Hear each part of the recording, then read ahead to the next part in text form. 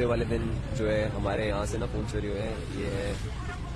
ये टी अड्डा की साइड है, ताज टी पॉइंट की साइड, और ये जो है ये यहाँ की रेलवे है।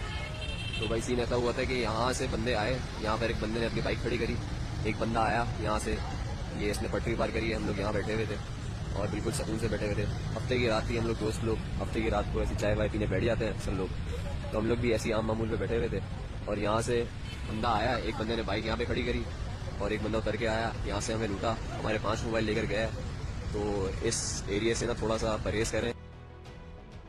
हफ्ते के दिन मलिर हॉल्ट में एक अफसोसनाक वाकया पेश आया। यह वाकया ताज पॉइंट की साइट पर पेश आया, जो रेलवे के करीब है। अक्सर वहां मौजूद चाय के होटल पर देर रात तक लोग बैठे हुए होते हैं। ऐसे ही चंद दोस्त चाय पीने के लिए वहां बैठे हुए थे कि अचानक एक शख्स वहां आया। उसने अपनी मोटरसाइकिल वहीं खड़ी की और दूसरा शख्स उतर कर उन दोस्तों की तरफ आया। उसने उनके पास आकर मोबाइल छीन लिया और फरार हो गया। इस वाकये के बाद ये तजवीज़ दी जा रही है कि इलाके में एहतियात बढ़ती जाए और इस तरफ जाने से गुरेज करे ताकि ऐसे वाकयात से महफूज रहा जा सके।